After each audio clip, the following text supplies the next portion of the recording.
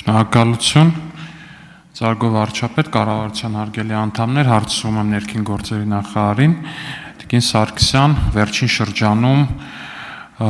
բավականին հաճախակիացել են անչափահասների շրջանում ողբերգական ելքով միջադեպերը ու այդ միջադեպերի ընթացքում շատ հաճախ որպես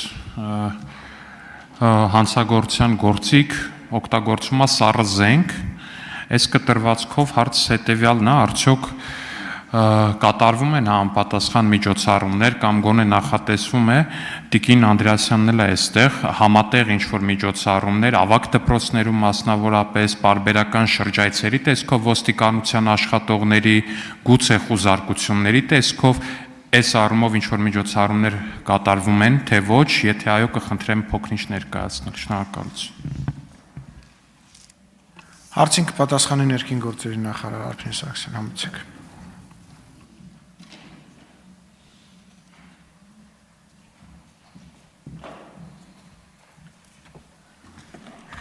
Շնորհակալություն, պարոն Ալեքսանյան, կարևոր հարցադրման համար, իրականում ճիշտ եք նկատում, հատկապես վերջին տարիներին եւ վերջին շրջանում անչափահասների ներգրավմամբ եւ անչափահասների կողմից սառը զենքով կատարվող հանցագործությունների հետ կապված մտահոգիչ իրավիճակներ ունենք,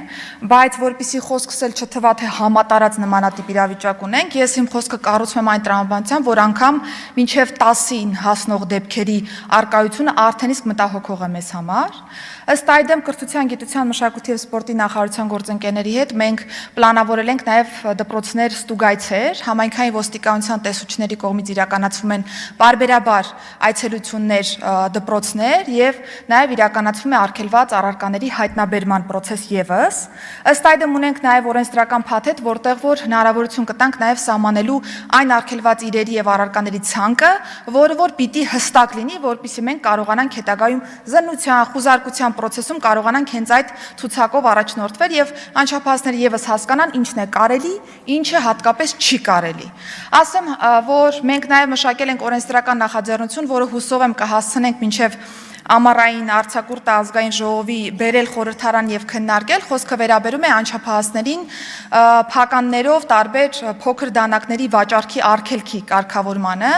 եւ հուսով եմ, որ նմանատիպ արգելքի նախատեսման պայմաններում մենք կգնանք նաեւ ավելի շատ կանխարգելման վրա շեշտը դնելու ուղղությամբ եւ կկարողանանք այս տեսանկյունից եւս որոշակի արդյունքներ ունենալ, բայց շատ կարեւոր է այստեղ ոչ միայն դպրոցների աշխատանքը, իրավապահ համակարգի աշխատանքը, այլ նաեւ ծնողական համայնքի աշխատանքը եւս,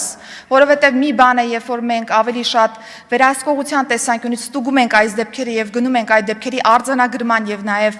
բացահայտման ճանապարհով, մեկ այլ է իրավիճակը, երբ որ պիտի աշխատենք նաեւ ծնողական համայնքի հետ, որպեսզի նաեւ երեխային ճիշտ ուղղորդում տրվի որպես այդպեսին համանման առարկաներ չունենալու եւ առհասարակ հանրային վայրերում նմանատիպ առարկաներով ուղղակի դուրս չգալու տեսանկյունից։ Իհարկե վերջին ժամանակահատվածում, երբ որ մենք ուսումնասիրում ենք դեպքերը, ավելի շատ թեթև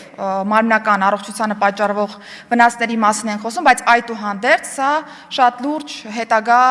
հնարավորություններ կարող է տալ հանցավոր վարքագիծը ավելի ամրապնդելու եւ նոր ավելի բարդ հանցագործություններում ներգրավելու տեսանկյունից։ Սա է պատճառը, որ մենք ավելի շատ կենտրոնացել ենք անչափահասների եւ երիտասարդների վրա, որպես պոտենցիալ խումբ հետագայում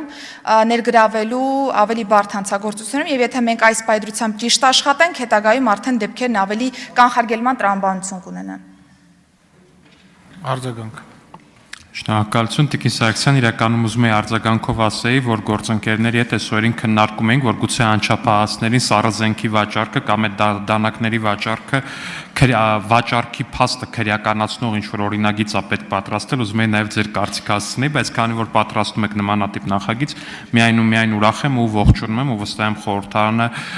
դրական կարձագանքի ձեր այդ նախագծերին,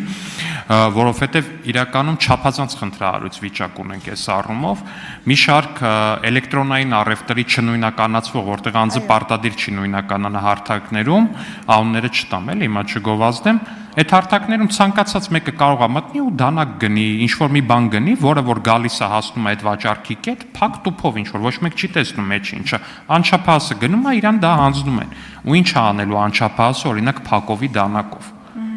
Ինչ պետք է անի։ Միանշանակ է, որ ինչ որ մի պահի, ինչ որ մի հանցագործություն է, դա ինչ որ մի հանցագործություն է բերելու, ողբերգություն է դառնալու, միանշանակ ողջունում եմ թե ստուգայցերի գաղափարը եւ թե ձեր այդ նախաձեռնությունները ու շատ ուրախ եմ, որ ներքին գործերի նախարարությունը արձագանքում է իրավիճակին։